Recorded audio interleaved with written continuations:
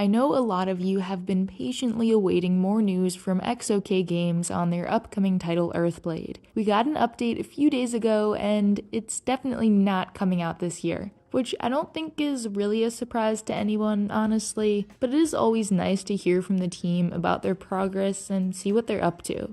If you didn't know, Extremely OK Games is the little-known indie studio that made a small game called Celeste, and similarly, Earthblade is also a pixel platformer, but will have a lot more emphasis on combat, exploration, and world building rather than just pure platforming skill. We did get a new screenshot to admire in this post, but mostly it was the heartfelt words of game director Maddie Thorson as she talked about some struggles that come with doing things your own way. Before I get into it, I'd like to give a quick thank you to anyone who has ever supported me on Patreon, either by donating or just browsing any of my free indie game newsletters. It really means the world to me.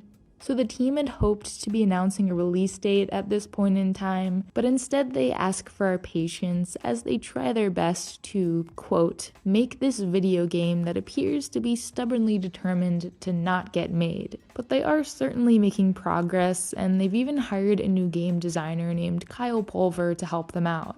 Now, if you know anything about XOK, then you've probably heard that they're a pretty close-knit team, and adding a new person to the flow can be kind of daunting. But it seems like his presence will help take some of the work off Maddie's plate and help push Earthblade over the finish line. Let's take a look at that screenshot now. First thing I noticed is a slight change in the style of character portraits. It seems a little bit more sketchy, in a good way of course. This character with the horns is Nevoa, and it's who we'll be playing as throughout our journey. We're talking to what looks like the villain of our story, who seems to be trying to take something that isn't theirs. The yellow-green area could be part of this swamp section, though the colors are a little different. Nonetheless, this is a very interesting scene in my opinion. The main focus is on this giant crow or raven chained up in the center. Maybe some sort of magic or godly creature our nemesis wants to control. As per Earthblade's very short game description on Steam, Nevoa is a child of fate who's returning to a ruined Earth filled with enemies and a long fractured history of chaos. Surely this hooded figure has something to do with all that, and will try to stop us along our journey to figure out what's going on.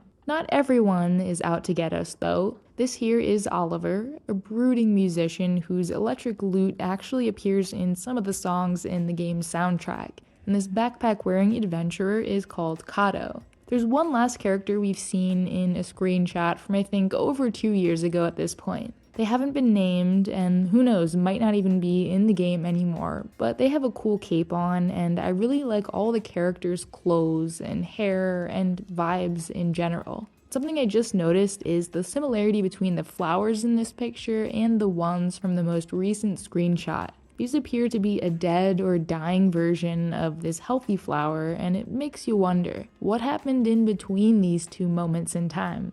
Flowers, plants, and nature itself does seem to be a hugely important part of Earthblade. A ton of the platforms and elements we can interact with are alive in some way, created to be part of the environment rather than a video game element thrown into a level with no context. I really do appreciate that the team made this reveal trailer with one long camera pan instead of multiple clips, so we can see how some of these areas connect, and if I keep watching for too much longer, then I'll start to get sad it's not coming out this year. If this video has sparked your interest in the game, either again or for the first time, then you should know that XOK did an Earthblade Q&A livestream a while ago where they answered a lot of fans' pressing questions. I did make a summary video of it, watch at your own risk because my mic quality is not up to par with my newer stuff, but could be a good place to go if you don't have an hour and a half of free time to watch through the whole thing.